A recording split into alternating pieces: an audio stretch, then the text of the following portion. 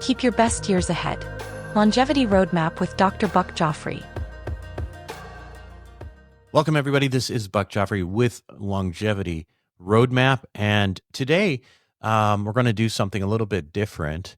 As you know, or maybe you don't, there is another longevity podcast that I'm a part of, and that is a podcast called Longevity Junky, Junky with a Y, purposely misspelled.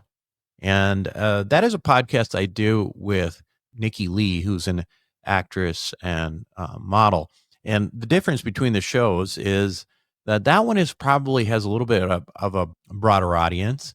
There is an attempt to try to make things a little bit more understandable and basic, but there's still an incredible amount of really valuable information in there. So this week, what I'd like to do is to give you a sampling of some of the topics that we've covered in that show with some commentary. It'll actually cover some of the topics that we have not on this show. So without further ado, here are some highlights from Longevity Junky.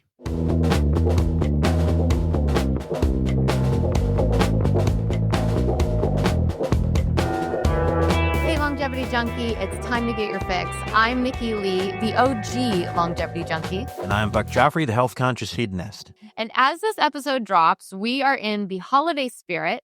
So this episode is all about the gifts of knowledge that we've received over the first 15 episodes of Longevity Junkie. So we've put together some of our favorite moments from our 2024 interviews, starting with this from the great Aubrey de Grey, one of the founding fathers of this entire longevity movement. So take a listen.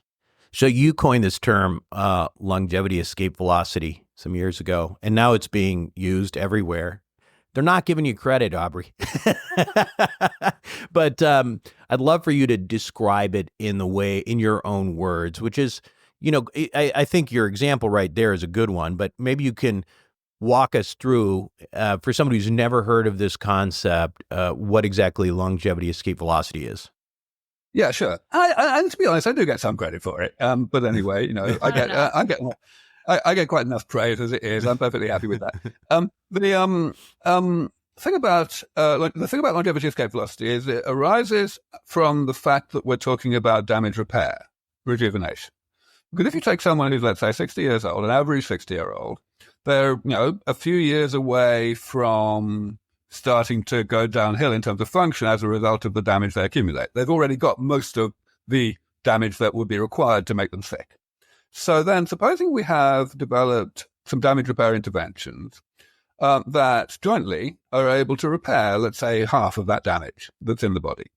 The reason why it wouldn't repair all the damage is because some damage is simply more difficult to repair than others. And therefore, you're going to have a progression of sophistication, a progression of efficacy of these various treatments. All right, so you can rejuvenate someone who's biologically 60 back to being, let's say, biologically 30 or 40. Now, that means that they're going to carry on aging. They're going to carry on with their metabolism generating more damage, and that damage is going to accumulate. And some of it's going to be amenable to further removal by subsequent applications of the therapies, but some of it won't, because, as I say, it's too difficult. In other words, the therapies simply don't repair those types of damage. So what's going to happen, therefore, is even if the beneficiary of all of this is getting these therapies as often as they want, they're still going to eventually get sick because of the difficult damage accumulating to a point where, on its own, even in the absence of the easy damage, there's more of it than what the body's set up to tolerate. But the thing is, that's going to take time. It's going to take 20 or 30 years. And in those 20 or 30 years, people like me, the researchers, are going to be beavering away trying to improve the therapies. In other words, trying to address the difficult damage. And 20-odd years in the future, of course, we're going to have had some success in that. We won't be able to fix all the difficult damage, but some of it will have shifted into the easy category, if you like. And therefore, when someone who's, let's say, 90 and they're biologically 60 for the second time, having had this first-generation therapy for a while, right? When they come in and they want to be re-rejuvenated, we will be able to re-rejuvenate them because we'll have Sense 2.0, right? Damage repair 2.0. And so we'll be able to give them another 30 or 50 years or whatever, and so on. So in other words, there is this concept, which I like to call longevity escape velocity, as you say, which is simply, it's the minimum rate at which researchers are going to need to continue to improve the comprehensiveness of damage repair therapies in order that the residual damage that they still can't repair will not be enough to make someone sick, even though they've had a long time to accumulate it. And it's not very fast. I mean, now it is, but once we get to a threshold point of, as I say, getting maybe 20 or 30 years of postponement of the health problems of late life, then we're done. Definitely we're done. There's absolutely no way that we will fail to get the next 20 years within those 20 years and to keep going along those lines. So yeah, that I call my new foundation LEV Foundation, and here we are. Do you see the pace of this research? You know, we were talking about this earlier in the context of a paper that we were looking at just for fun, but I said that to me, it seems like this research in the longevity space is starting to look more like computer power, where it's more of a Moore's law type thing where it's accelerating very quickly. Do you think that that's true just because of the money and the interest coming into this space? It's actually better than that. Yes, the money is going up exponentially. The amount of progress we have to make per year or per decade actually goes down with time. Residual, ultra-difficult damage that we still can't fix takes longer and longer to reach the point where it's bad for you. A friend of mine, Paul Hynek, a long time ago, coined the word the Methuselarity by analogy with the singularity, basically exploring exactly the question you asked. And it's a very good word, but there are these differences. I actually wrote an entire article on the similarities and differences between the two. How far away do you think we are from longevity escape velocity? I said 20 years ago that I thought there was a 50% chance that we would get there within 25 years. In my defense, I did actually also say, subject to funding, I was very much expecting that funding for the early stage research that I focused on would be more forthcoming, but it wasn't. And the result was that after the first 10 years, by, let's say, 2014, not a lot had happened, to be honest. And I was still saying, between 20 and 25 years for that 50% probability of reaching LEV, reaching the Methuselarity. And so that was quite disappointing. But then the better news is that in the second period, the last 10 years, from 2014 or so until now, the timeframes have basically hardly slipped at all.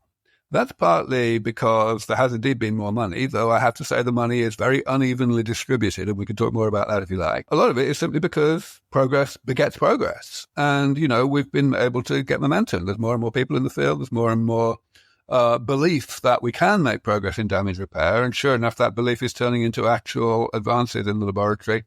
So now, my 50-50 prediction is 12 to 15 years from now, so the second half of next decade. Oh, wow. And back in 2005, correct me if I'm wrong, you were accurate in your prediction of reversing age in mice? No. So, no. So when I coined the term longevity escape velocity, I was at pains to point out that unlike most things in medicine, longevity escape velocity is going to be much easier to achieve in long-lived species like humans than it is in short-lived species like mice, simply because, you've got more time to make the next advance, right? So I don't honestly think we'll ever achieve LEV in mice.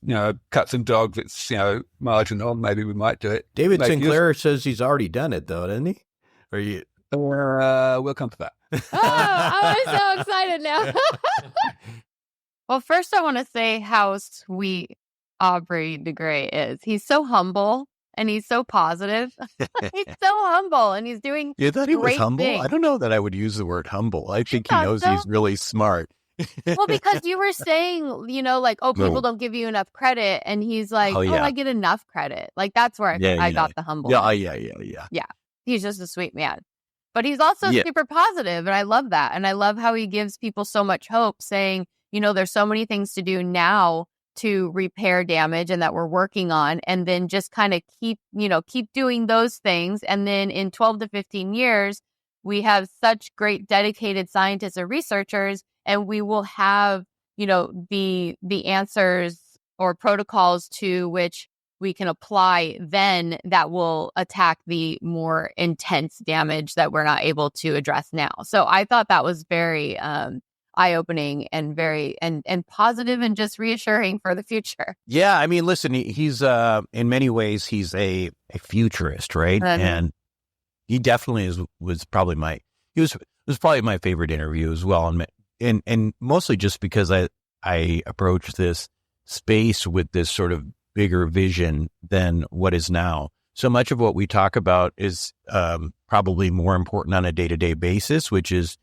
things about diet and exercise and sleep and all those things that are going to make a difference and keep us alive and well until something bigger is discovered. For example, in the case of Aubrey talking about this longevity escape velocity, if the idea, in the big picture, the way I view this whole concept is that I want to, beyond the obvious, I want to be healthy now because I feel better when I'm healthy, right?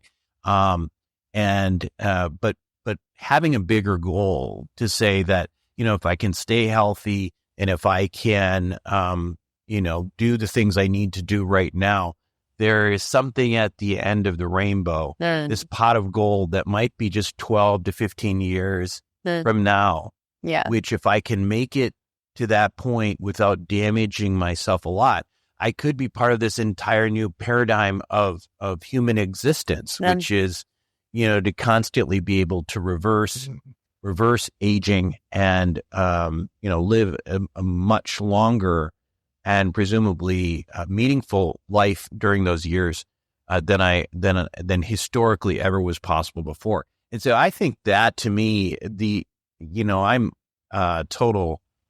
I'm an optimist when it comes to this, and I love hearing that from him. And I should point out that, Aubrey's gone from being a little bit of a pariah in this space where, he's obviously a smart guy, but I think a lot of people 20 years ago, when they heard him talking about longevity escape velocity and the idea of age reversal, they kind of thought of this as, this isn't science. This is a guy who's just looking to get some attention. And that has obviously, there's still people who say that. Sure. But he's become it's changed so much. It's so mainstream now. Exactly. And I think a lot more scientists are open to the idea, which they never were. They were not previously. So yeah, super interesting guest. Okay, so another really special episode for me personally was when we went to visit my dear friend, Dr. Daniel Amen, who is a brilliant celebrity therapist who uses brain imaging and brain mapping to identify mental illnesses. So here, take a look. I had this great case early on, like the first year I started imaging. I'm also a child psychiatrist. I was seeing these two kids, and I realized they're not getting better because their parents hate each other. And so I started seeing the parents in marital therapy. Well, and I started to hate the parents because nothing I did worked, and I hate that, right? I hate being ineffective. And at 9 months of seeing these people, I'm completely ineffective. I'm in the shower getting ready to go to work, and I realize they're on my schedule, and my stomach starts to hurt. And I'm like, today I'm going to tell them to get divorced because it's not good for them or me. But I grew up Roman Catholic, and my mother was so serious about the whole thing. And, getting divorced. You're like, I don't want to go to hell. Very bad thing. And so the voice, right? Only Catholics understand. There's a Catholic voice in your head. It's planted there like a chip.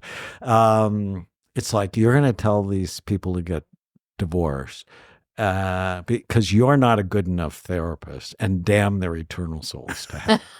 And I just started looking at the water faucet, like, how much more therapy do I need? And I got out of the shower and called the person who owned the imaging center. And I said, would you give me 2 scans for the price of 1? She had an obsessive brain. So her frontal lobes worked way too hard. That's what we see in OCD. And he had ADD. He had low activity in his frontal lobes. So he was constantly conflict seeking, drama driven, always sort of irritating her and late. And she had a PhD in grudge holding. And the night before, so if you believe in random chance, the night before I read an article in the American Journal of Psychiatry, that Prozac calms down the anterior cingulate in this sort of hyperfrontal pattern. And I knew how to treat his ADD, so I put him on Ritalin, her on Prozac. I said, look, I don't want to see you guys for a month. I want to just let's let the medicine work. And they came back, and they were so good. Like he had settled down. She wasn't so rigid. I mean, it's like, how do you do marital therapy if you actually don't know the biology of the people who are suffering? You were talking about like environments and things like that can impact the health of the brain. Are there environmental factors that we are overlooking that can impact the health of our brain and what we should look out for or protect against or things like that? So I think brain health is three things. Brain envy, got to care about it, right? It's the largest sex organ in the body. Think of it that way. Brain envy, avoid things that hurt it, do things that help it. And I developed an acronym a long time ago called Bright Minds. You want to keep your brain healthy or rescue it, you have to prevent or treat the 11 major risk factors that steal your mind. And that's what leads us to what are the bad habits, what are the good habits. So Bright Minds, B is for blood flow. Anything that decreases blood flow is bad for your brain. When you realize your brain's involved in everything you do, how you think, how you feel, how you act, how you get along with other people, it's the organ of intelligence, character, and every decision you make. Well, oh my God, why would you ever hurt it unless you were stupid? Right? I mean, it's like when you get this information, it changes things if you attach to the information. And so nicotine constricts blood flow to the brain. And now we have this vaping epidemic. Marijuana decreases blood flow to the brain. I published a study on 1,000 marijuana users. Every area of their brain was lower in blood flow. If you're sedentary, if you have high blood pressure, if you have erectile dysfunction, because if you have blood flow problems anywhere, it means they're everywhere. And so that's B. R is retirement and aging. The older we get, the more serious we need to be. And are you having strategies that accelerate aging? Like high iron levels. So many people don't even think about that. But if you have high iron levels, your brain's prematurely aging. If you have low iron levels, you're anxious and look like you have ADD and you don't sleep well and you have restless leg syndrome. The I is inflammation, major cause of mental health problems. And inflammation comes from infections, from fast food, from sugar, from having low omega-3 fatty acids in your body, and not taking care of your teeth. People who have gum disease is a major cause of heart disease, but also dementia. The G is genetics, and we don't think about genetics right. Genes load the gun, but it's our behavior that pulls the trigger. And so I want you to know your risk factors. Like I have heart disease and obesity in my family, but I don't have heart disease and I'm not overweight because every day of my life, I'm on an obesity heart disease prevention program. I adopted my two nieces. I think I told you that. And because both their parents were drug addicts. And I'm like, you need to be on an addiction prevention program every day of your life. And when I caught the older one vaping, I grounded her for 6 months. I'm like, no. Yeah. I'm only doing this if you and I are aligned. And that's your risk, and you need to know it. The H is head trauma, major cause of psychiatric problems. And very few people know about it because psychiatrists don't look at the brain, so they don't know your intermittent explosive disorder is a result of the concussion. So that's probably something a lot of parents are thinking about. We're nearing football season. What's your thoughts on that in terms of prevention of traumatic brain injury and kind of your experience with professional athletes? I know. Yeah, golf is good. I was nice. Tennis is terrific. Table tennis is the world's best sport. Yeah. Pickleball has taken over the world. Pickleball is awesome. When I was at the Olympics, I went to the table tennis match, and it was amazing, their reflexes and how fun that is. No, if you love your children. Now, if you don't like them. If you don't love your children. If you don't love your children. Let them go for Pop Warner football. But why would you put them in a sport? And I've loved football.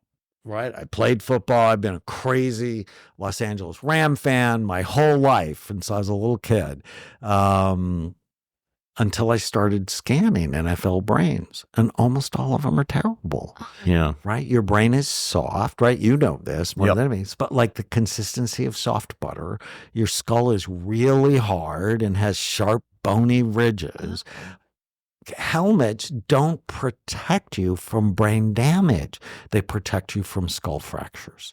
I know what he's talking about, but it's hard. You know, I'm a Minnesota Vikings fan, and I live, breathe, and sleep that fan lifestyle in so many ways. So hearing him talk about that, I was like, yeah, it's terrible. Yeah, I know. But yeah. So. Yeah. So it's like one of those things, right? Like, I don't know. Would you, if you had a son, would you let keep him from play football, basically? Yeah. If he said, Mom, I love football. It's like my favorite sport in the world, and all my friends are playing. What would you do? I know. On it. Well, fudge, man. I mean, I think I would let him play. I mean, I can't, because I understand the love of football. I understand the love of sports. I understand, we've had so many episodes that have told us our surroundings, our social life, our friends, our family, the love, like all of that is very, very important. So if he comes to me and says, Mom, all my friends are doing it, I like football, I want to do it, then, I honestly would let him. Yeah.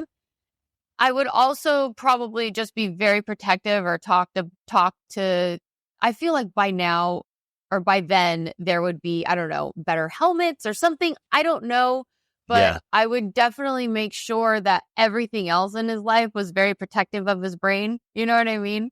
I think that's right. Precaution, but I can't not let him play football. Yeah, I know. You know?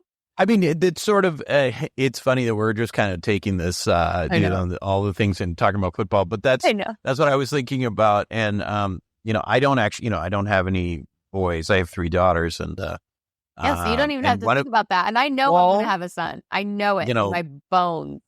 My youngest one might play flag football, though. I'm so excited. She's fun. 9 and she's really fast, so I couldn't be more excited to see that in action. But flag football is a little more intense than regular football.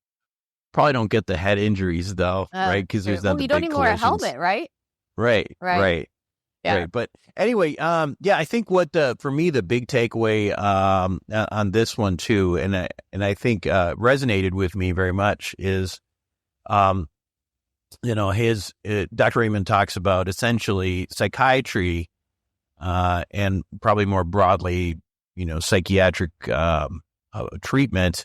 So much of it is not really trying to look at what the anatomy behind the problem is, and that's literally the only part of medicine that we don't do that, right? Like, so if we have a problem with our lungs, we're going to look and take an MRI of the lungs, or we're going to do some other kind of visualization or activity. We're going to see what kind of pulmonary functions we have, things like that.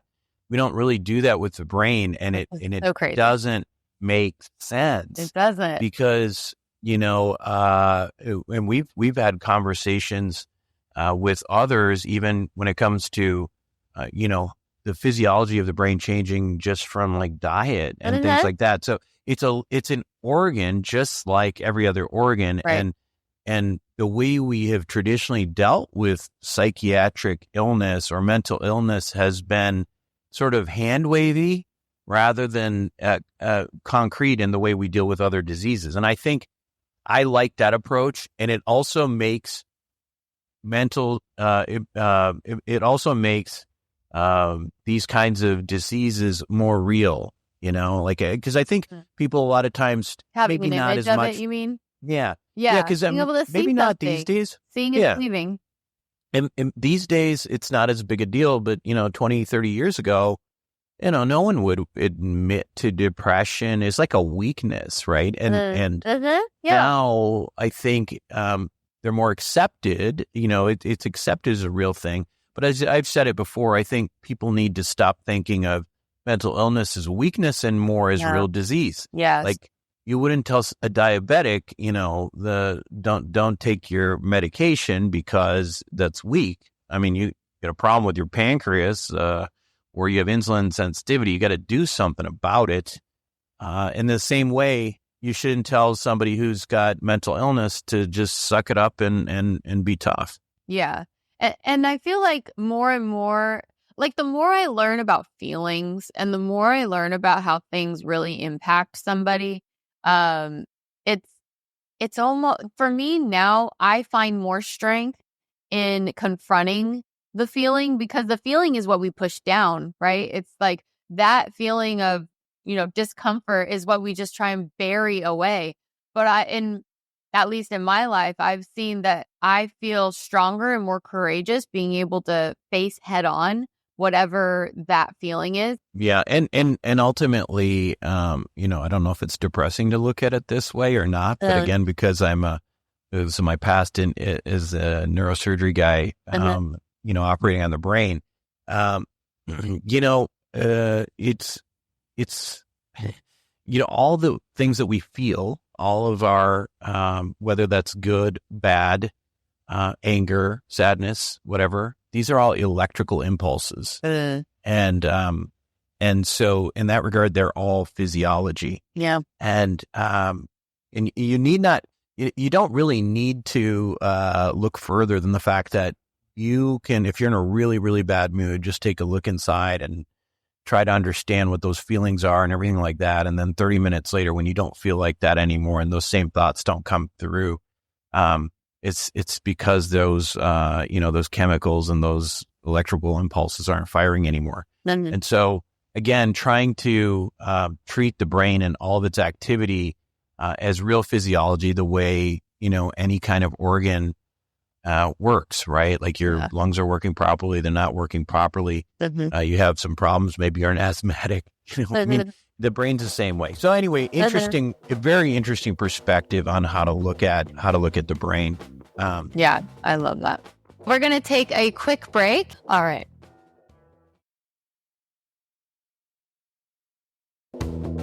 Welcome back to Longevity Junky. And another clip that we should look at is one of my friends who we had on the show, Robert Lufkin, Dr. Robert Lufkin. So nice. He wrote this book called Lies I Taught in Medical School. That's and he joined us, and it's a New York Times bestselling book. And we talked a little bit about his perspective on health and longevity. I am a new fan of yours because Buck turned me on to you and your book, and I am in the middle of reading it right now. It's so eye-opening, but it's also me going, exactly what I've been trying to tell people, and I didn't know how to word it, And so I want to ask you, what inspired you to write Lies I Taught in Medical School, and how did your own journey shape the book's perspective on modern medicine? Yeah, great question. I mean, my background is, as you said, I'm actually part of the problem. I'm not a conspiracy theorist. I'm really a conventional medicine doctor. I've been a medical school professor my whole career. I get to teach and learn from doctors in training. I get to practice medicine and I get to do research too. So this is where I'm coming from. And the book is very critical of Western medicine, which I'm a part of. So I have to say, first of all, I love Western medicine. I think it's, it has revolutionized the lives of those of us who lived in the 20th century. And even today, if I have an acute injury, an automobile accident, I'm going to want that blood transfusion. I'm going to want Buck to work on my, whatever, and get things taken care of, acutely, the splenectomy, whatever.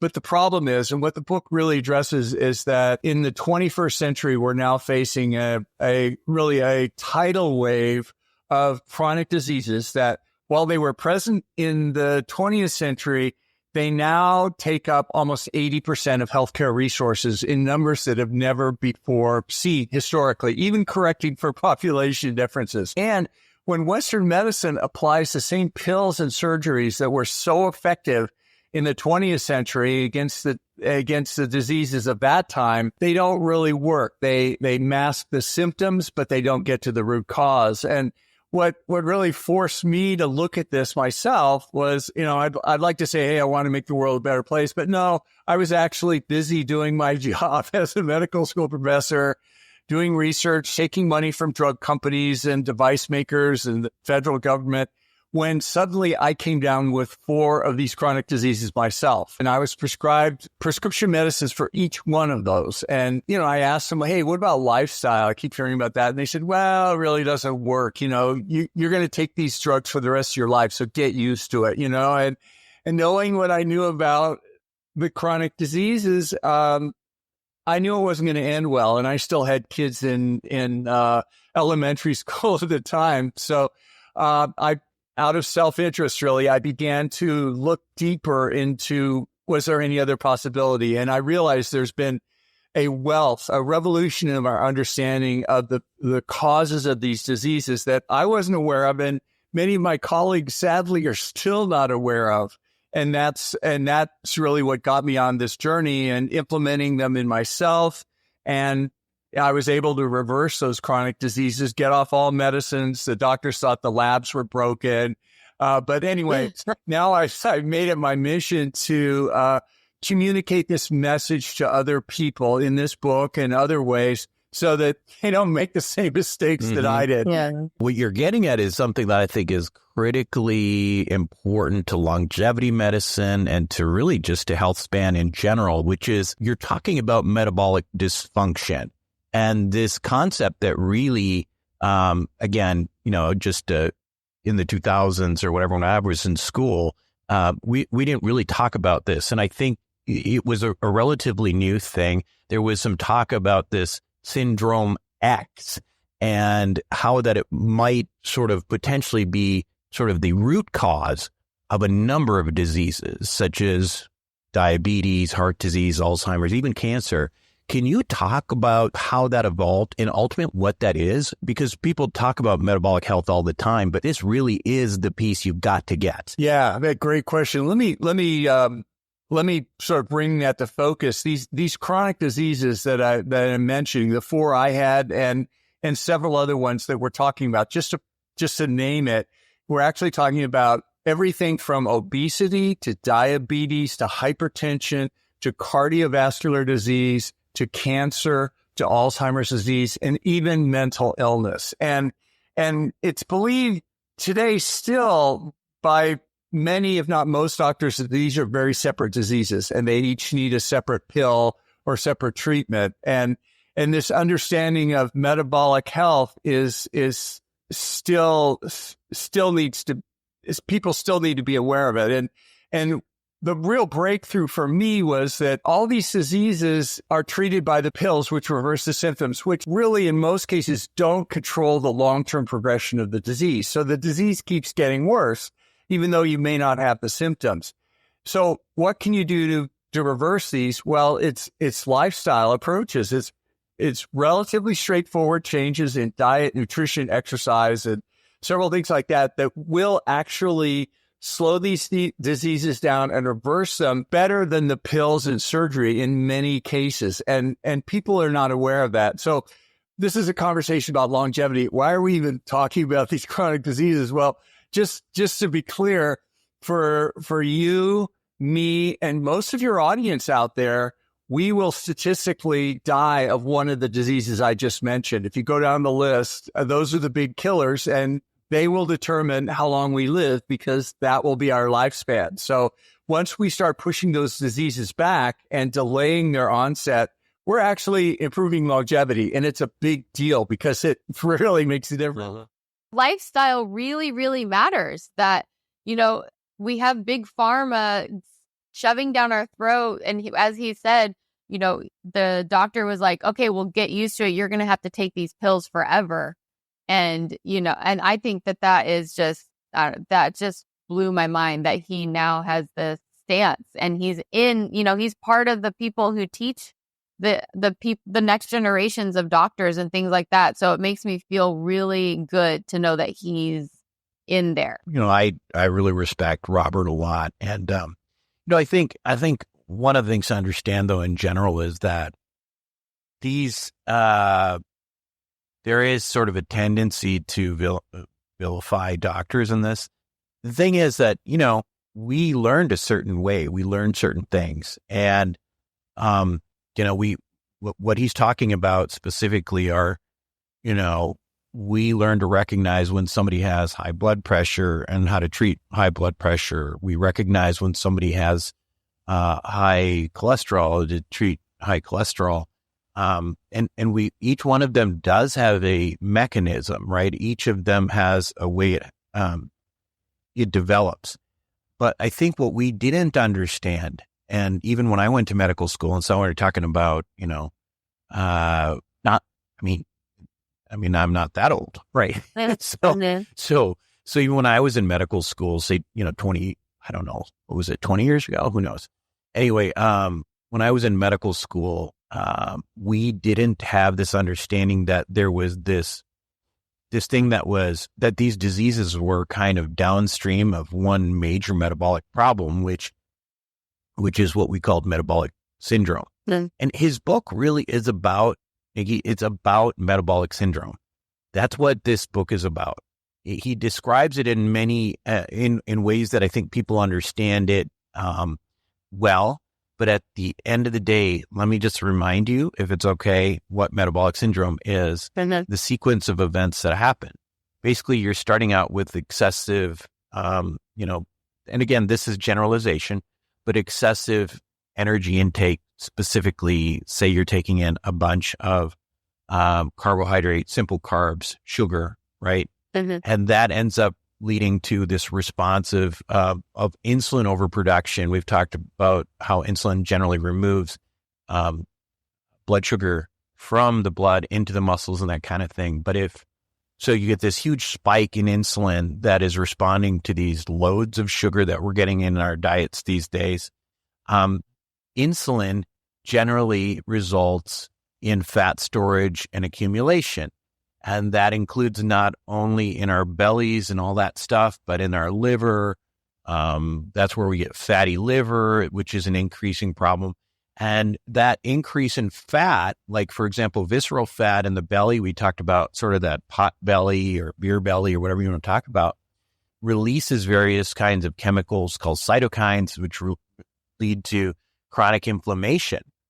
And that inflammation can result in furthering of, higher risk of cancer. It can result in higher risk of cardiovascular disease. It basically amplifies everything, right? Mm-hmm. And then the thing turns into a big feedback loop. Ultimately, that makes you more and more insulin resistant.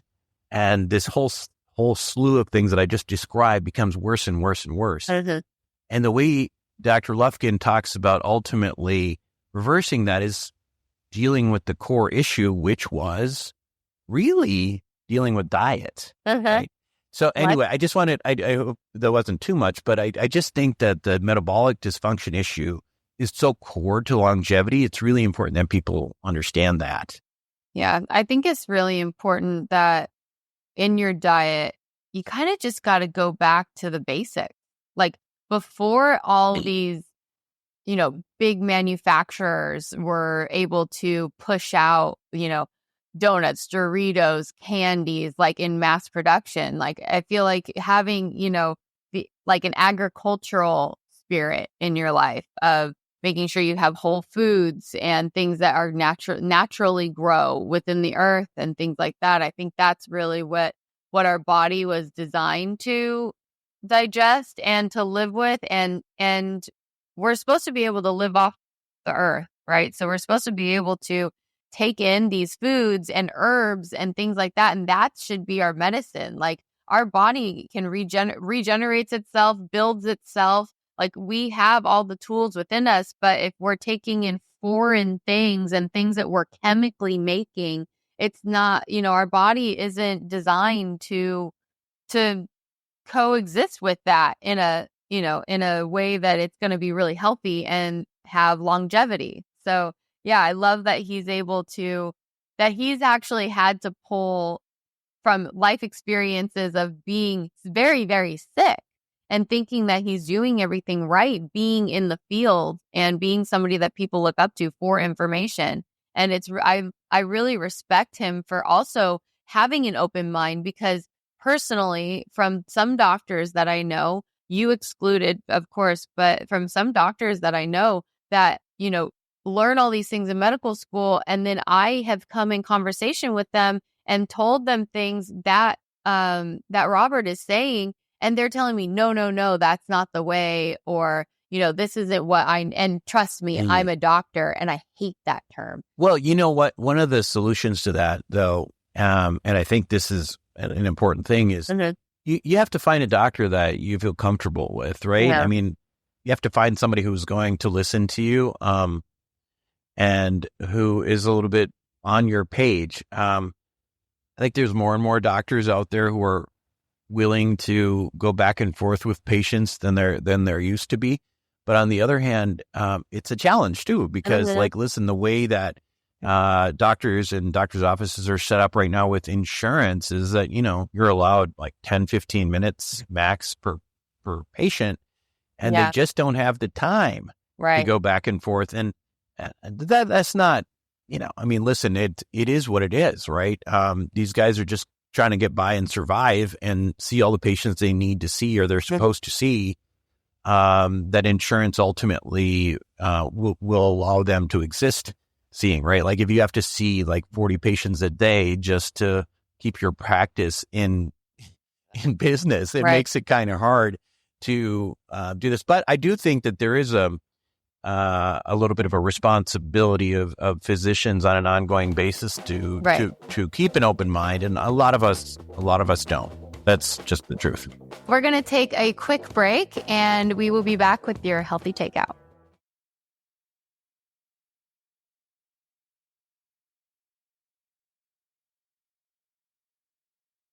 Welcome back to Longevity Junky. Okay, one huge eye-opener for me this year was our special on long COVID. We spoke to David Petrino, who has been on the front line treating patients suffering from long COVID since the start of the pandemic. Take a listen. One quick question. It's not a quick question for you, but when you see people here who've got these sort of long COVID symptoms for a year, more than a year, they actually ever see them get better? Right back to the beginning, it depends on what's driving their symptoms. So we've seen people who, on average, the people who come to us at this point, by the time they find us, by the time they get an appointment, by the time they get seen by us, on average, our data says that they've been living with long COVID for 2 years. That's kind of the average number. Our data at this point, our outcomes data at this point, drives us toward the idea that 20% of the people who come through our clinic will, at the 100-day mark, so after about 3 months of working with us, they will report complete remission. Thanks very much. I'm great. This has turned me around. I'm good. Now, I always say we'll report because, they could be one more immune challenge away from coming back and saying, I feel terrible. We don't know. That we don't have those follow-up data, but they could be a reinfection away from coming back and saying, I'm back at square one. I do remember one anecdote of one such person who was incredible.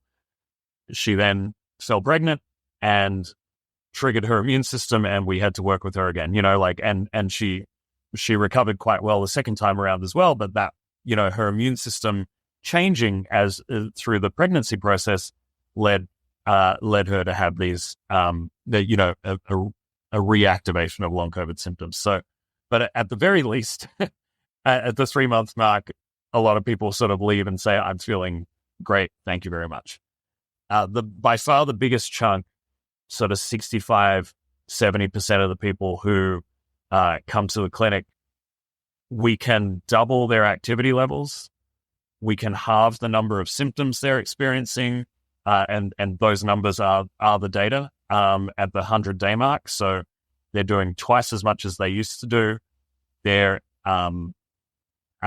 experiencing half as many symptoms as they were in terms of just the raw number of symptoms. And in general, they're just able to do a little bit more, and it's a process, but, they're not feeling as though they are the person they were before they got infected. They're just doing much better than they were when they came in the door. So in this episode, I just remember going into it not knowing at all what the hell long COVID was. I had no idea. So I feel like this was one of the episodes that just humbled me and also just made me feel like, wow, this is really happening in the world. And I really had no idea. And in such drastic measures, it was really intense. I think this one was interesting too. I think it's always tricky talking about COVID because the nature of everything that happened got so embroiled with politics and lockdowns and all that stuff. But at the end of the day, there's this disease called that we're calling long COVID that is affecting what I think it was 7% of the population. It's insane. It's a totally different disease. It's a totally different disease, and a lot of people are dealing with it. And frankly, I didn't, even though I think I kind of suffered from it for a brief period of time, just a couple months after having COVID myself, the OG COVID, by the way, pre-vaccination, before there was anything like that. I didn't know really how this worked. And, you just kept hearing about these random symptoms of brain fog, and you hear about, weakness and some problems with the autonomic nervous system and things like that. But this was the first time I kind of heard a uniform theory of why this happens. So I was fascinated. It was almost like learning about a new disease for the very first time for me. Yeah. And that doesn't happen very often. I know. I felt like we were both like real new students to this. And the thing I was very shocked about was the muscle fatigue. Yeah. How you would think that maybe you're like sore from like a workout or something, but it was even more extreme than that. Yeah. And you would, I think he mentioned at one point, like even just like carrying groceries or just something like very, everyday life was fatiguing you. And that to me was very shocking. Yeah. And one thing that I remember from the show, as it relates to what you just said, is that the way to think about long COVID is accelerated aging, right? So the reason for a lot of this problems with lifting groceries and all that stuff are what happens to the mitochondria as we age. Well, mitochondria become weaker. Those are the powerhouses of the cell, and they become compromised in patients with long COVID. So it's very interesting to me with like sort of. So to me, what the takeaway here was, what is long COVID? Well, it's accelerated aging, which includes low grade inflammation, which is sort of classic in pretty much all disease processes, chronic disease processes, and then essentially compromised mitochondrial function.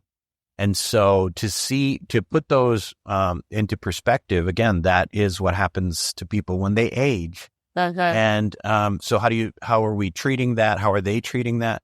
Well, they're treating the inflammation. They're treating the mitochondria, right? Claritin, right? We were talking about Claritin in this. Yeah. Like something, like an allergy medication, it's got a histamine blocker. And then various supplements that help mitochondria NAD plus regenerate. and CQ10. Yeah, and all those things that we talk about in longevity, right, are really what are being used to treat long COVID. So literally after that episode, I literally went out to Costco and I bought the CQ10.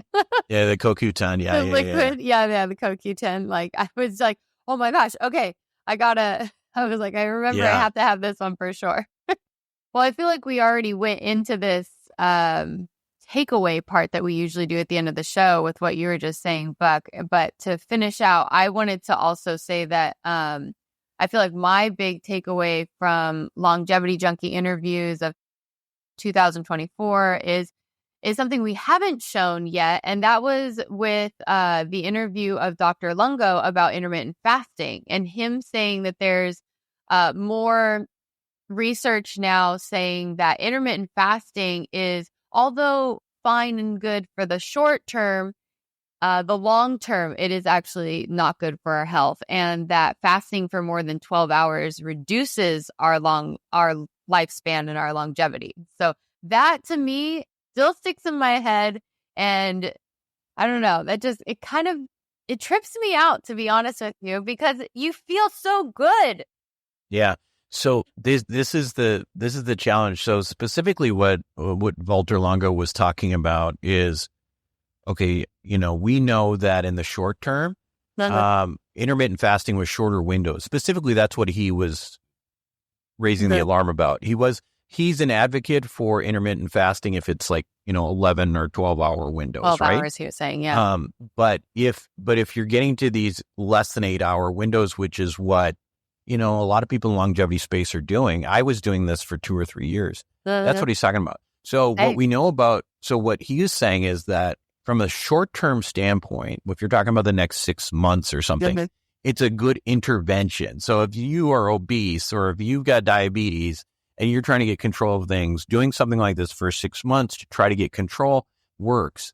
But ultimately, what he's saying is that if you continue to do this for decades and decades, the overall implication for your body may be not what you want, which is high blood pressure, higher levels of cardiovascular disease. So again, it's one of those things, like it's like everything else. I mean, we, offline we were talking about plastics, right? Microplastics, which we'll talk about on the show at some point.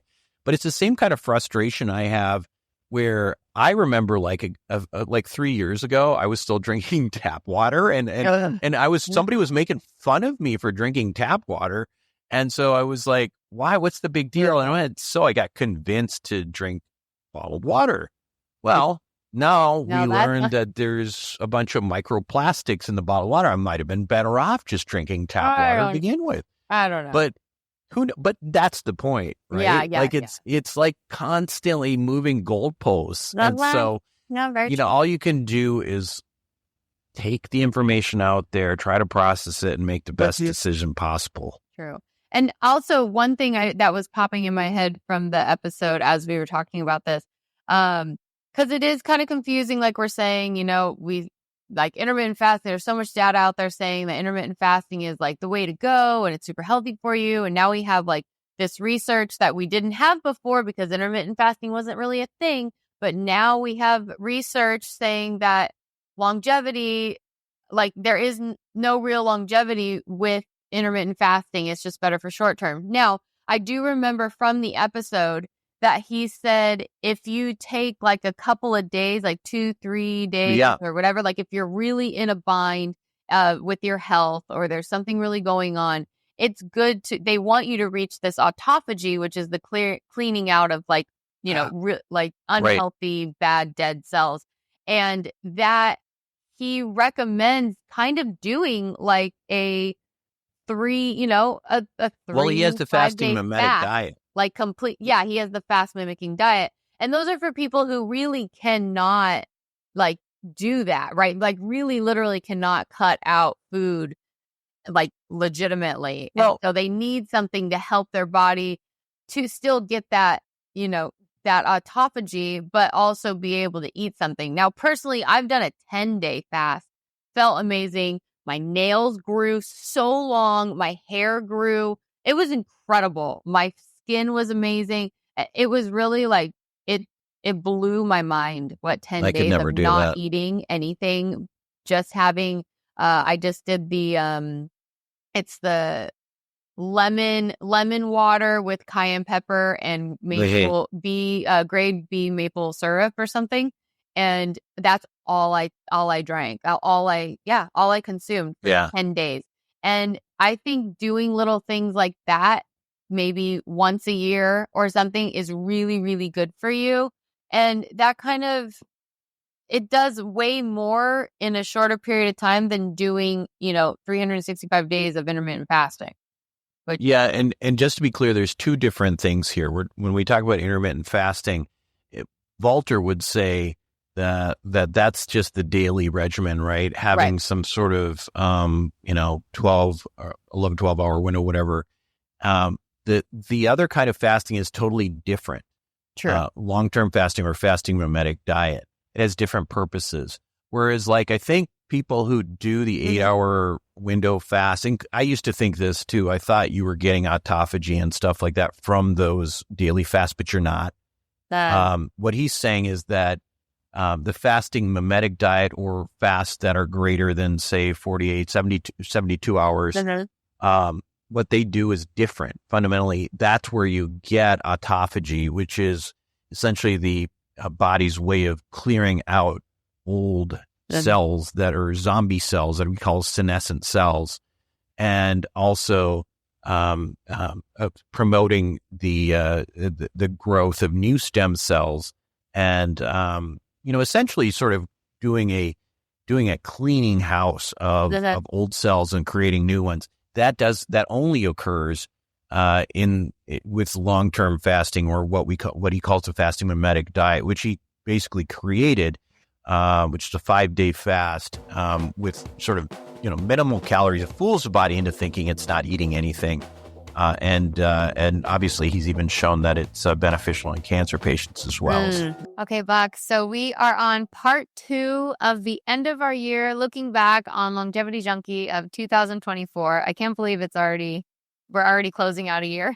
I gotta say, it's been equal parts insightful and very emotional for me so far on Longevity Junky, particularly on our 2 episodes on hallucinogens. And so I think that's where we'll start, starting with the episode where you interviewed me and Dr. Jeff McNeary while I was in the middle of ayahuasca therapy in Costa Rica. You've got lots of different conditions you're treating, right? People have reported benefits for depression, anxiety, trauma, PTSD, substance abuse. What do you find in your experience? What has it been like sort of the most effective for? I believe it's the most effective for trauma. Absolutely. And a big part of why is because the DMT turns on the sigma-1 receptor, which is located in the cell membrane of our neurons. And it turns it on and allows an epigenetic process to occur where we can access our memories. We can access parts of the amygdala where we've stored up and kind of pushed in there emotions that we didn't want to feel or suppressed. Yeah. Like the emotions of a traumatic moment. Because if I'm in a traumatic moment, I don't want to feel those emotions because I need to survive. So if I'm feeling scared, I might freeze and I might not be effective in my survival. So my fear and my anger and my confusion will get pushed into the amygdala and suppressed there, and I can behaviorally survive. So then later in life, those emotions are unlocked and they come forward through this process, which ayahuasca helps with. So it's really interesting how it's happening neurochemically as well as intentionally. And you asked how, like, what I feel. And because of that explanation, I'm now able to actually answer that question. Last time I was here, my big takeaway was the shaman told me you have to feel it to heal it.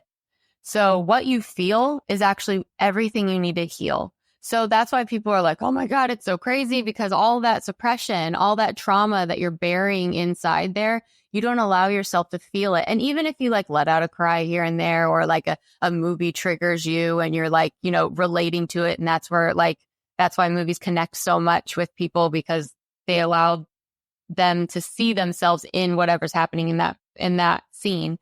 And this allows you to, this place allows you to have such a safe environment to feel something so traumatic and feel so supported. And you don't feel that in life. You know, you don't, even if you go to your mom and dad and like, those are supposed to be your safe havens, like that's not really the case for everybody. And they all have their own opinions and, you know, judgments, whether they mean to or not. It doesn't allow you to really fully express, because also they might take it on as a personal thing where like, oh my God, I caused my kid this much trauma. What the, you know what I mean? And it's like, it's devastating, right? And you don't want to let your parents know that like, I've been going through this, you know, and they're like, shoot, where was I? You know, it's like, I'm sorry. Like they, you know, it's hard. So this place, and I have chills because of last night.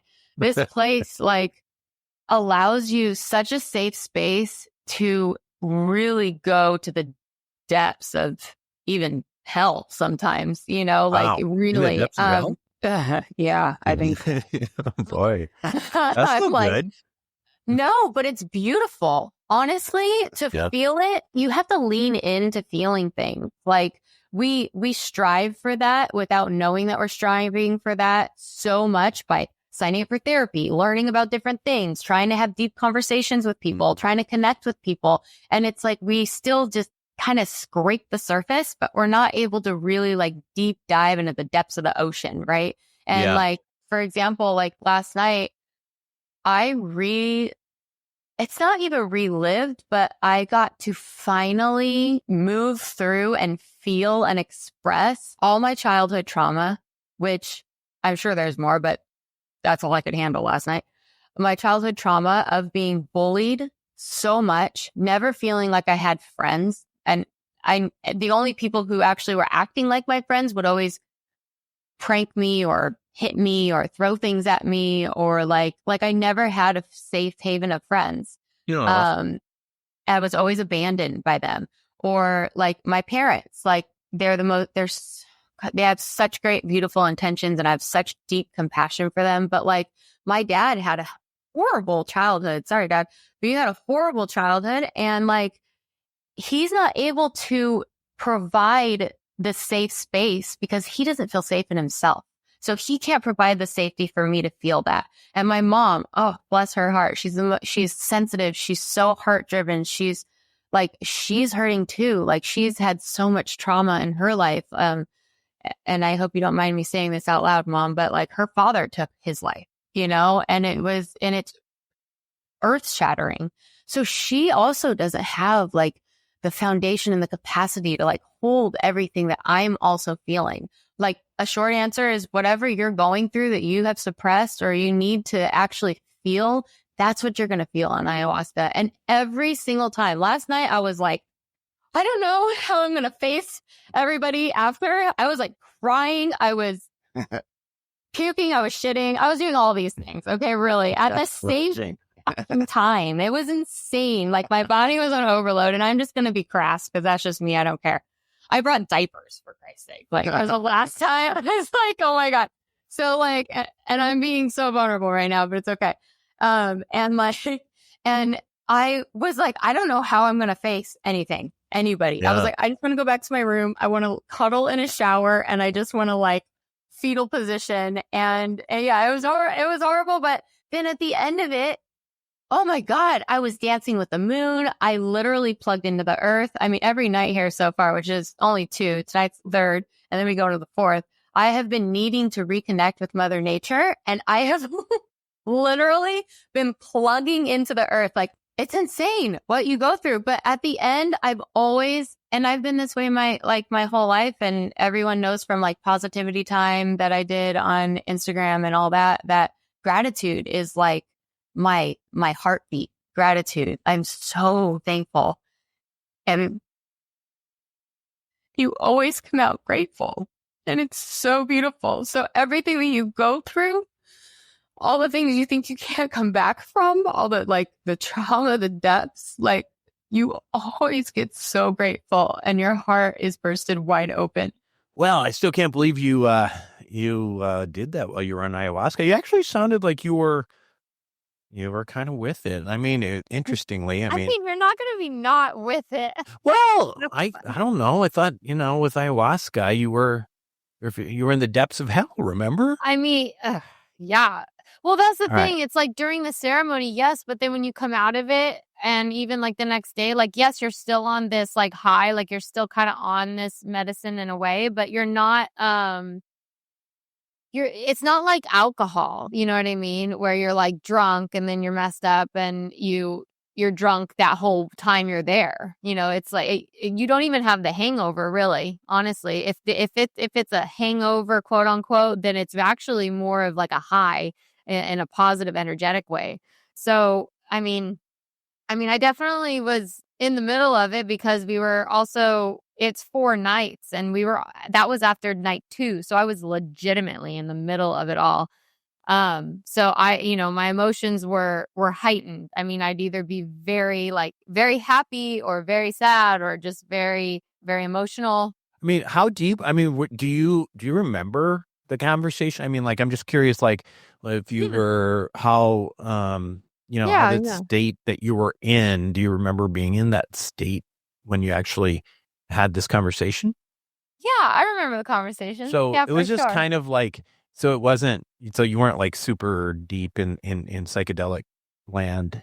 No, I wasn't like deep in there like you are at night during the ceremony. No. You come out and you're like fresh and you're like, whoa, like you're still obviously, it's fresh, but you're not in it like that. So I definitely come into, back to reality, if you will. And I'm able to be like, whoa, well, that was crazy. You can't necessarily, depending, I think, on the person, you can't really recall every damn detail. Some people can, but I'm not able to. But honestly, that was such a crazy experience that I actually did that and then shared it with the world. I know. It was impressive. I wonder how often that's been done. Right. I don't know. Somebody being interviewed while they're under the influence of ayahuasca.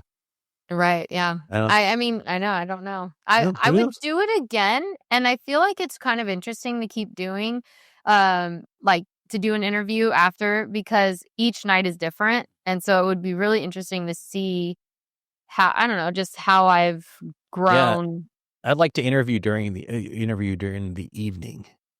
That would be oh my God. Well, that's cool. the thing. And this won't be shared with people, but I go back to my room and I do a video vlog, if you will, about what I just experienced so that I can see my body, my face, like how I was reacting, like really get a sense of it. That's for me to kind of be able to go back on and remember like really how it was in that moment. But I love what he's saying, I love that ayahuasca really helps you like access memories and really deal with your trauma. And like, I really do believe like we've had episodes where trauma and negative things that happen to people go somewhere in the body, it festers in the body and grows into things like cancer and frozen shoulder sometimes and like different things like that. So chronic pain. So what we do know is that, like, for example, depression has a real physiological effect. We know that for example, that people with depression have high levels of inflammation in their body. And the inflammation aspect of that, as we've discussed on this podcast multiple times, has like several, downstream effects, like with cardiovascular disease. People with depression are much more likely to die of cardiovascular disease, for example. Right. And they're just much more likely to die an early death, even taking out consideration of suicide. And it's, so there's physiological stuff there. It's not just a psychological thing. The brain has so much power over the chemicals in the body and inflammation and that kind of thing. That's routine. And by the way, that kind of leads into our next clip, which a lot of the stuff I learned from Dr. Mance. He was the second one in our series on hallucinogens. And this is a clip where we're discussing the efficacy of antidepressants as opposed to ketamine. Let's take a listen. In general, I guess, what's sort of the success compared to a placebo of your typical SSRI? I mean, in terms of, I'm sure there's statistics on that. Yeah, and they're not good. They're about 33% after 6 to 8 weeks of using. So you can imagine and they're doing that in studies, they're taking something for 6 to 8 weeks and being in the agony of depression, and only a third are responding to it. So you can imagine that being like not the best thing for people to have. And not only that, when they had a study that I was just reading about, when they just were using medications in 5 different medical centers, they had people and they gave them the standards of treatment, and they followed them over 12 years. And although they got the same kind of remission rates, like a third and all that stuff, but what was the problem was that people kept popping back into depression even while on these medicines, or they had to switch medicines.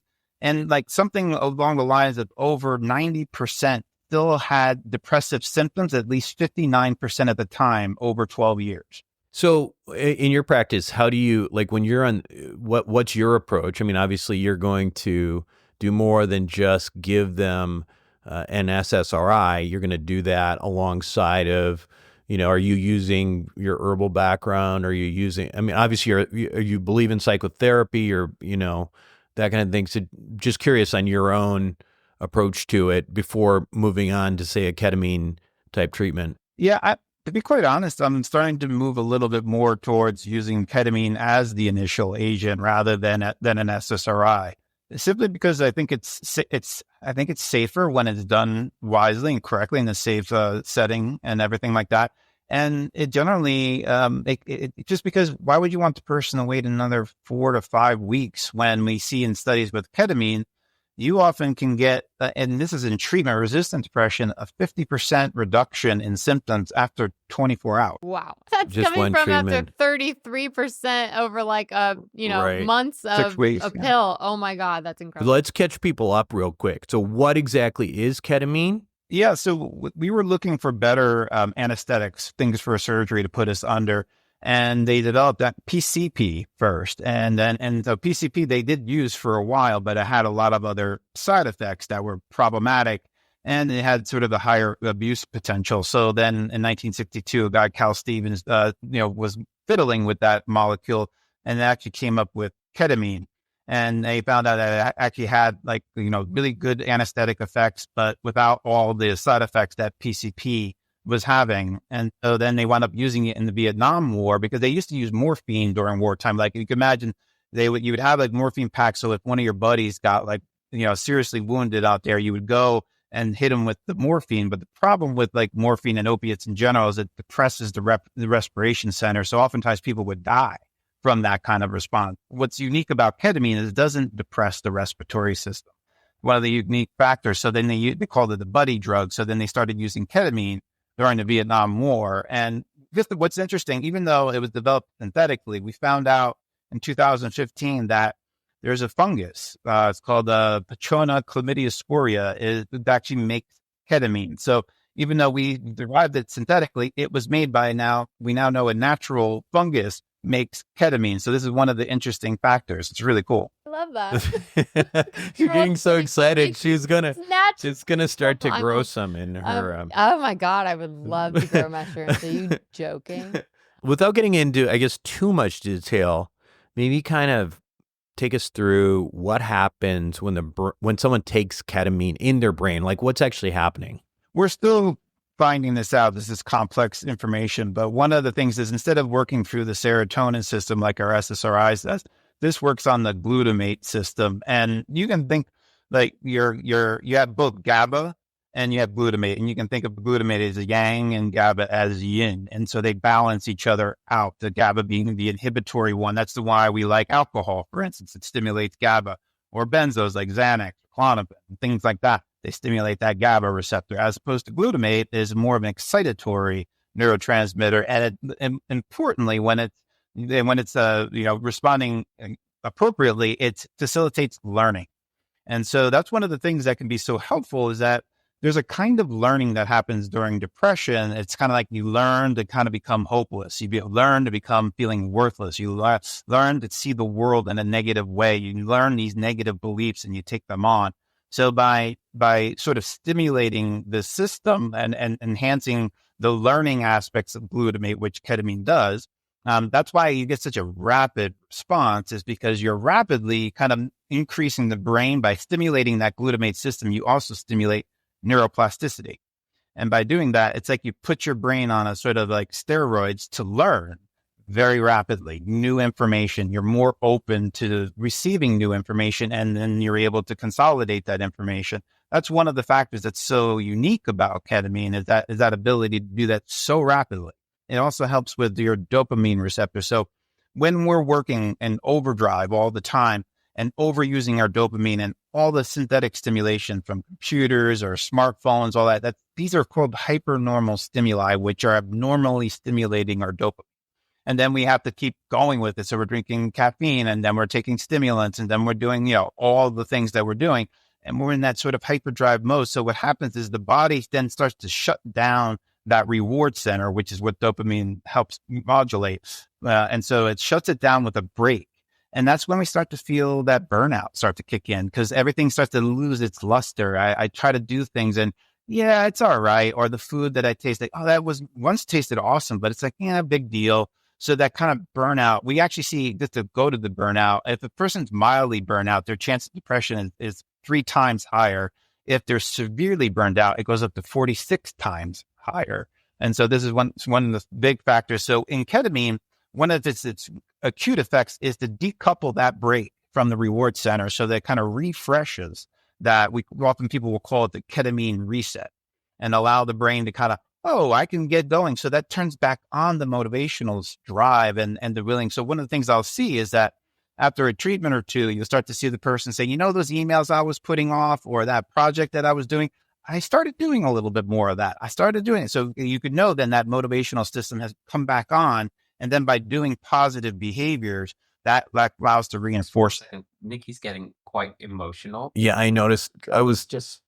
Should we take a break? Yeah, totally. Yes. I'm so open. Yes. Okay. So able Okay. to So cut this back earlier then. Okay. Are you okay? Are you okay? It's a beautiful thing. It really is. And it's one of the things too, though, that people are very uncomfortable around tears and grief in general. And it's a beautiful thing. And one of the things I find myself is like a grief midwife, is teaching people to be okay when they're expressing themselves, because otherwise we tend to then flinch. I don't want to do this in front of this person. And then that becomes a habit. And then that energy gets stored inside, and then eventually it implodes. Huh. Yeah, I'm reading the book, The Body Keeps the Score. Yeah, Vanderkolk. Yeah, it's a great book. So what got you so emotional? It's just honestly so sorry. It's so beautiful to like hear that there's like, I don't know if I want to call it like a cure, but I guess kinda, or like a way to help somebody get out of such a state, because I was in that state. And even from the beginning of this podcast, when I was like, oh my God, I was depressed, And I was like, why? Like, I just thought that like, what is wrong with me? Like, why can't I just push through? Why can't I be like Buck was saying, how you just kind of go for it first and ask questions later? Like, that was so me. I was such a doer. I love him right now. You blot, babe. You blot. I'm like rubbing it all off. My makeup, I still got to be presentable. Oh my God. I'm just kidding. There's a cool stripe now. Yeah, I'm sure there is. Oh my God. So funny. So Yeah, and I was just in this state where I felt really helpless, like where I felt like there was just no, like, what is wrong with me? Like I have an incredible diet. I'm very like aware of it. And I was saying all the positive things, like doing all the gratitude journal, which definitely helps, I will say. I could have dove a lot deeper, but in the abyss, but and when you were just explaining it, and I love learning, right? And like also knowing that there's like something that triggers, like glutamate being a trigger and like helping learning, like it was just all clicking, and it was clicking so much that I just became super emotional. And honestly, right now I'm like, oh my God, I know I have to wait some time before I can do any other treatment after ayahuasca, but holy moly, I want to do ketamine so bad. And I just feel like a call to it, and I think that call was being reflected emotionally. Absolutely. Well, it meant something to you. That's why you had that response. It felt It's right like from the I was heart getting a space. hug from my heart or something. I could sense it from here. You do get better after doing this for years. I could feel it was right here that you were feeling that, and that is meaning itself. That's a beautiful thing. Yeah. So thank you. I love that, man. I really like Dr. Michael Manns, and Thank you. that's saying a lot. I'm not a big, I don't like a lot of I'm not a big fan of a lot of the psychiatrists I know. He's just the smartest therapist. He's the smartest psychiatrist I know. And he's just really interesting to talk to. He's so perceptive.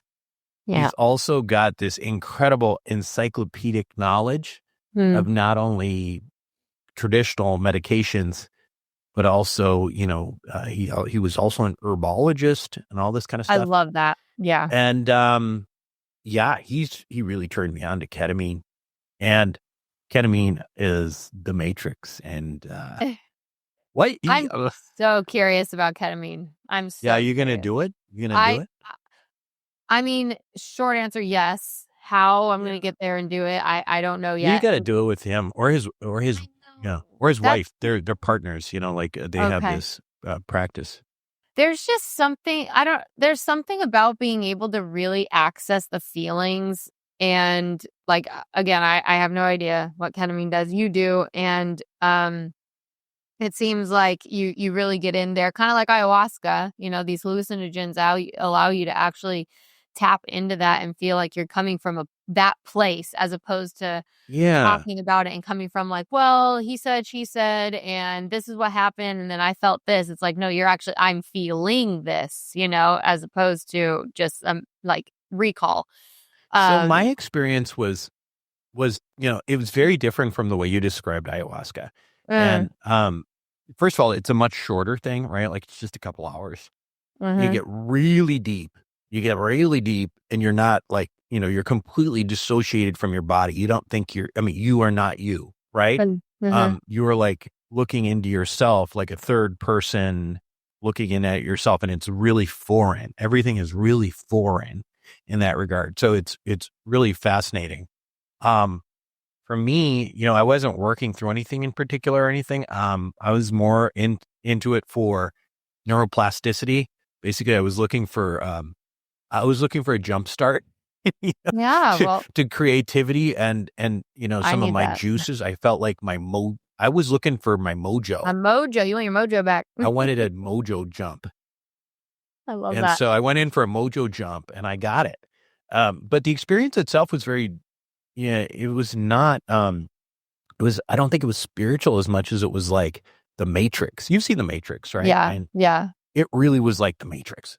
And if you ever do it, we'll talk about it and you'll see what I mean. Watch the Matrix like right after doing it, and you'll be like, whoa, No, I remember doing it. And I was even saying to him, I was like, dude, this guy who wrote the Matrix was on ketamine. He did. Yeah, he did ketamine. He probably did, honestly. I could understand that. I can. Yeah. And but I it's think neat. Yeah. But it's the experience, not only the experience, but I think these things, what they're after.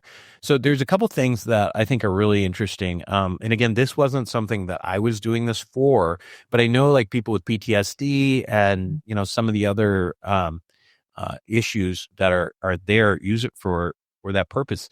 But the idea of bringing these traumatic experiences to light, to bring them forefront, but at the same time be in a headspace that's not reacting to them, that is unemotional about them, that basically is creating this wiring in your brain, right? Like, so it's teaching your brain to put that traumatic situation into a place in your brain where you can just look at it objectively and not react to it, because that's what you're doing when you're on ketamine. So kind of a really fascinating kind of approach. Like a disassociation? Yeah, the disassociation is supposed to help you deal with those things that are highly charged and emotional, because if in your mind, if you start looking at them and you're completely dissociated, that's therapeutic, right? And that helps your brain do that when you're not on ketamine.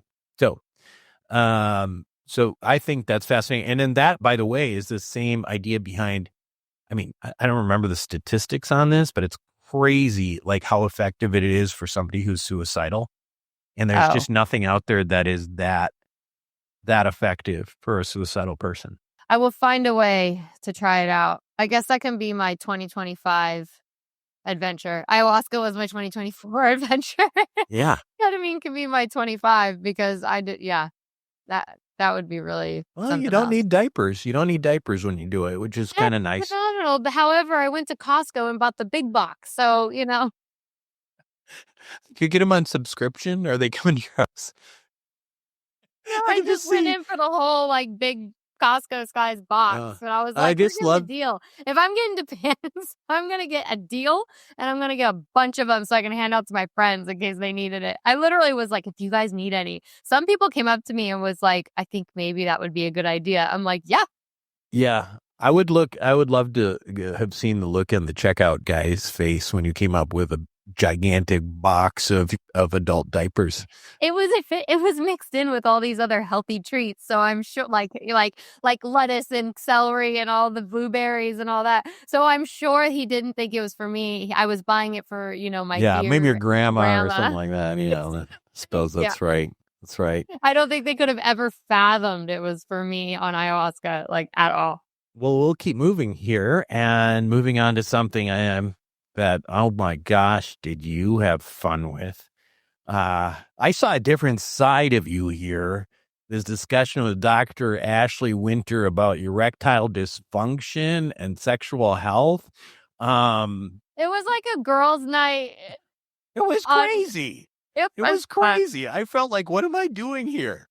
It was like these two are going at, back and forth, and you got these old sailor jokes left and right, and every time, I mean, I think, was that the show where we did the penis count, like the number of times yeah. I don't know what that ended up at, but you said it so many times. I feel like we went off air with that and just continued it all day because it was like our topic of discussion, and it's so funny. Okay, we're going to take a break. When we come back, we'll talk about ED and sexual health with the amazing Dr. Ashley Winter, MD. Welcome back to Longevity Junky with the amazing Dr. Ashley Winter, MD. Thank you so much for having me. This is what I love to talk about all the time. Yeah, so does Nikki, we found. I know. Isn't it so exciting that you know more about sex than most men? Oh, yeah. My husband is a comedian, and he makes some joke on stage that I can flick his penis a certain way and he'll ejaculate a gold coin, and he's better. Oh my God. Is he a leprechaun? That, but it's pretty hilarious. And that doesn't actually happen, but the idea that I'm some sort of penis ninja is pretty hilarious. I love penis ninja. That's a new one. I like that. Penis ninja. I really like that. I might put that on my resume. Right now, I don't know really what to do with myself, frankly. Actually, this is really just our show. He's just a model. We're gonna I don't exactly know what to do because I'm like, wait, if I participate, I'm gonna get canceled. I'll stick to the science. Stick to the science. That's great. So, Ashley, it's Buck here. And so we were just talking a little bit earlier, and I mean, it's hard to get Nikki to focus on this topic because we were counting how many times she said penis and threw in a bunch of innuendos, but we did manage to get through a few things. And and part of that was that this whole concept of sexual health, it's not really optional, right? So we use this idea of sexual health, and especially in men, erectile dysfunction being sort of a canary in the coal mine. Do you want to talk a little bit about that? Yes, I would love to talk about this. So as you say, so many people think of their sexual health as kind of optional, right? Your heart keeps you alive, and your brain keeps you alive, and your lungs keep you alive, and exercise keeps you alive. And what do your genitals have to do with it, right? But the really important thing is that the function of your genitals is a marker of your overall health. And it's actually an extremely sensitive marker because erections and arousal, right, in women becoming lubricated, becoming engorged, all of that is because the blood vessels are healthy and they dilate and the nerves are healthy. You don't have neuropathy and they're able to respond to your brain. And so it's a really dynamic marker of like all your organ systems working together. And what we know is that things like erectile dysfunction or female sexual arousal disorder, which we can go into later, actually precede heart attacks, strokes, and other major health events by up to 3 to 5 years. So like you're saying, with the canary in the coal mine, it's a super sensitive marker of our overall health. And if we want to be, focused on our longevity and living our best, longest life, actually paying attention to the way our sexual organs are working is super important. There's like some of these studies that just recently came out about how men who had taken Viagra for years actually had less incidence of Alzheimer's disease. And so we were talking a little bit about, we've referenced this whole idea of these problems being canary in the coal mine. So I have another friend who's a urologist who his stance is that maybe every man over the age of 40 potentially should be on low-dose Cialis. What's your take on that? I'm all for it. There's a big urology conference right now. So there are studies looking at people, men, and you stratify them. You take the same group of guys and you say, all of these guys are similarly unhealthy, right? And you look at the ones who took Cialis and you look at the ones who didn't take Cialis, and the ones who took Cialis have a lower risk of death, have lower risks of chest pain, heart failure, lower risks of needing to go to a cardiologist and have a heart stent. Like, that is very robust data. Cialis can actually save your life. Can women take it? Yes, everybody can take it. Yes. Everybody can take it. Everybody can take it. If we don't have enough Does it have the same benefit? Yeah, totally. I prescribe it for women who are not getting lubricated enough and are not having the sensitivity that they want to have sometimes for orgasm difficulties, because it helps you get the blood flow to your genitals. I mean, it works exactly the same way in everybody. Viagra will respond to cognitive stimuli, meaning like, let's say you have erectile dysfunction and it improves when you take Viagra or Cialis. It just helps your natural signals. Don't send me in the wild after I'm taking Cialis. No, seriously, I would not send you in the wild for anything, really. So I know we're talking a lot about like masturbation, but I feel like we're leaving out the partner. I feel like there's just more sex is good, right? Sex is great for you. I mean, sexual health is health. And what we know is not only is it a marker for your overall fitness, right? Your ability for your genitals to work the way you want them to, but having sex is really good for you, right? I mean, it is cardiovascular exercise. You are getting your heart rate up. You are bonding. You have release of these really beneficial neurochemicals in your brain, like dopamine, oxytocin. You have what we call endogenous opioids released after your orgasm, right? So those are things like make you feel great, but from the inside, and they're healthy. So it's similar to what people have when they describe like a runner's high, right? It's the same chemicals being released in your brain. So, yeah, it's good stuff. We're going to take a quick break and we will be back with your healthy takeout. Welcome back to Longevity Junky. I had so much fun on that episode.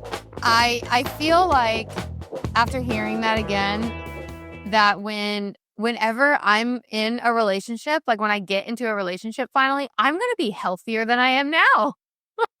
Yeah, absolutely. By the way, I get the one thing I got to tell you, she was talking about those smart cock rings. Right. She never got mine. I don't know.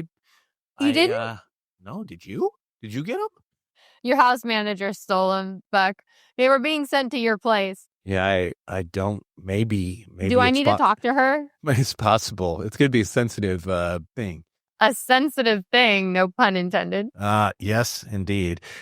So she was going to send this, and basically these things were supposed to be sort of like the aura ring for, the penis. Yeah. Yeah. So the aura ring, you could you could wake up every morning and look at my aura ring to see how I slept. And I guess it would just be one more thing to see how the rest of me worked out. Yeah. I'm kind of jealous that you would get that. Yeah. But I never got it. Literally writing it down right now. Where in the world is our cock ring? Remember, it's smart cock. So that makes smart cock. That makes it. Well, we don't want any dumb cocks, so smart cock.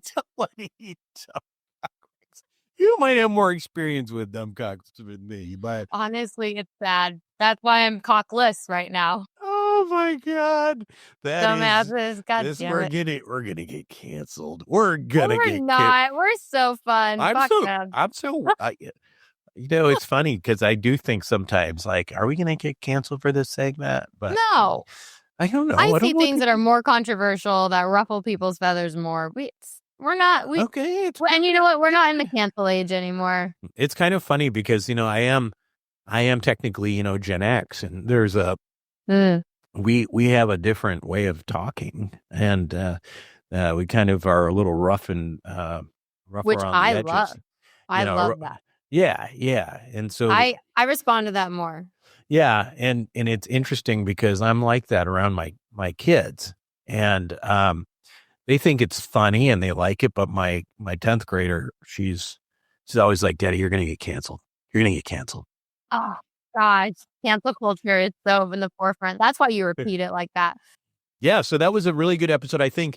And as much fun as we had, I felt like there was some really useful information. I mean, I think people listen to it. I think, men in particular, we talk more about men, obviously.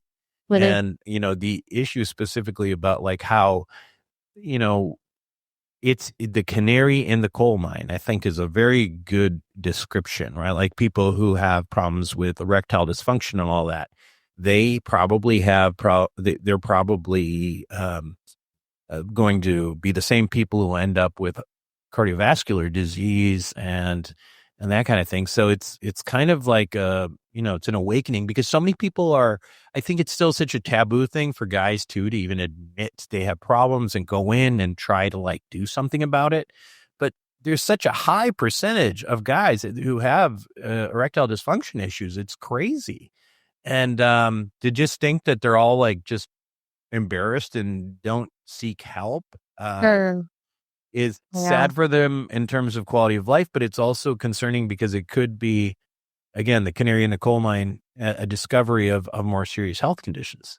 Yeah, and I love learning about how Cialis is not only good for men but also women and low dosing it. Yeah, I never. I know heard I of had that. a problem with before, and for my brain, like when I was having like all this brain fog, I know that was part of it because I wasn't getting enough like blood to the brain. So this is really interesting too, to be able to get for everyone to do low dosing Cialis. I think that's interesting. Are you doing it? I'm not right now, but I want to because I literally just wrote it down. I was like, shit, that's one of the things I need to do. So what you're going to need to do, like in order to get it, because it's not something like women get, right? Like, I mean, this was pretty new. This was news to me about women using it. I'd never heard of that before. But like, for guys, it's really easy to get because there's all of these like, you just go on to like Hims or all these, online things. And can I just go on to Hims? Yeah, just pretend to be a guy though. There you Just be go. like, yeah, I get this I'll put problem. Cody. Cody, my dog, is going to be Yeah, its Cody's Cody. profile. Cody's an older dog too, so it would be pretty Yeah. likely that Cody might have some problems with erectile dysfunction at this point.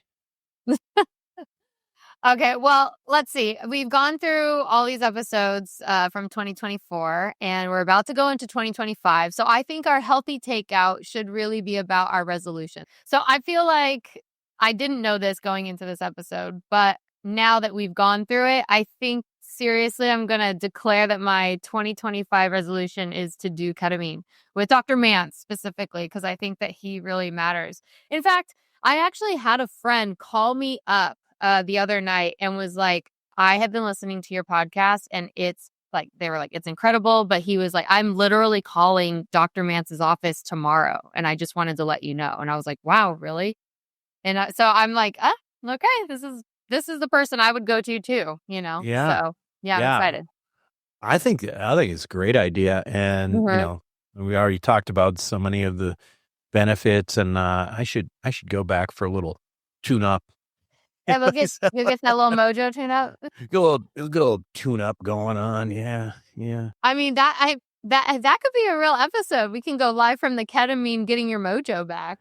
Yeah. I mean, I would totally do it, but there's no way he would do it. There's no way he would want. He's too professional. Yeah. He's very professional. He's very professional. Yeah. But do you have do you have a resolution? Have you been able to think of one? So when we were thinking about what we're gonna do, well, you know what we're doing in January. And I do. So okay. So That's a big one. Just as a background for everyone. So one thing, so my blood work is phenomenal. Right. It really is like really good. It's like better than I was Low-key 20 bragging. years ago. It is. I No, have good. incredible blood work, right? Like if you look at it, you'd be like, geez, literally like a friend of mine, I sent it for another purpose. And he was like, dude, what are you doing? And he was so impressed. But here's my problem. I'm an ex-athlete and I have orthopedic pain that regardless of my blood work and all the things I'm doing, I've got some chronic pain issues. So I've got, I was an ice hockey player and I fractured a vertebrae, when I was 15 years old, and I've had surgery on my back 3 times since then. I have chronic pain in my back, and, I have like a lot of, ex hockey players.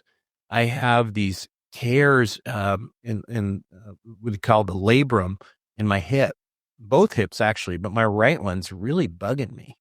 And so it's annoying because it's like I work out, multiple times a week for like 2-3 hours. I feel great, but I got pain.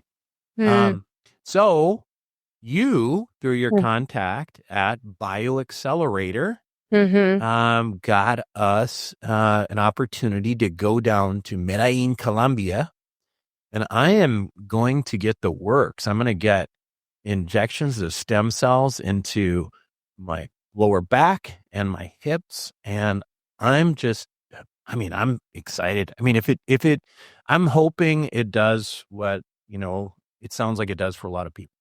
That would be huge. It would be life-changing for me because like I said, like I can be super active right now, but I do have restrictions now. Like I feel like I can't do quite the sports that I used to because I'm just afraid I'm going to hurt myself.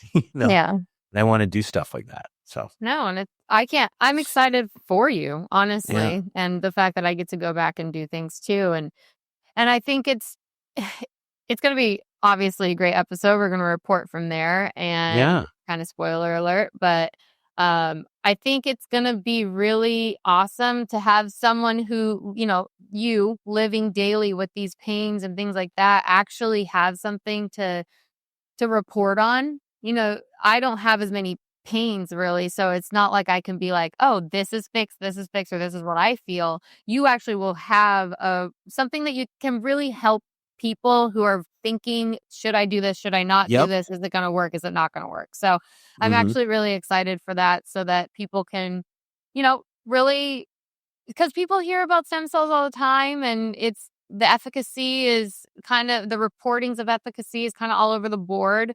And so, yeah, I do love this company. I've worked with them before, and they even have, upgraded everything from all their protocols and their treatments and their, physical therapies after. So I'm really excited to see the new and improved bioaccelerator and let you. Well, I thought you were going to say the new improved Buck. You too. Yeah. You will be a new and improved Buck. I love it. Yay. Yeah, I would. I'm excited. Yeah, me too. So that's going to come up, and obviously doing that show is going to be really cool too. There's the whole area of stem cells is really exciting, and I can't wait to kind of tell everybody about all the stuff that's going on in that space. It's also the area is also right with charlatans and a lot of BS too. So it'll be a really useful show for people to kind of get a sense of that as well. Like what's real, what's not real. I mean, the reality is we can't do a whole lot of really particularly effective stuff in the US, unfortunately. Why is that? We're going to talk about all that. So it'd be cool show. Yeah. Yay. Well, good. I can't wait for 2025. So happy New Year to you, Buck, and happy New Year to all of our listeners. Yeah. Happy New Year, Nikki. I'm sure you're going to do something a lot more exciting than I am. With that, why don't you read us out? All right. Longevity Junky is created by Dr. Buck Joffrey, MD, and Timothy Fonara. It is executive produced by myself, Nikki Leigh, Buck Joffrey, and Timothy Fonara. The show is produced by Pretty Fast, and Phil Ferragamo is our producer, and original music by Alloy Tracks. We're distributed by our friends at Acast, and see you next time. Hey, everybody. I hope you enjoyed that little sample from Longevity Junky. And of course, you can subscribe and listen to that show. It's also another weekly show if you want to get more longevity information from me. Check it out, Longevity Junky with a Y, wherever you get your podcast. See you next week. A quick reminder that while I am, in fact, a surgeon, nothing I say should be construed as medical advice. Now, make sure to include your physician in any medical decisions you make. And also, if you're enjoying the show, please make sure to show your support with a like, share, or subscribe.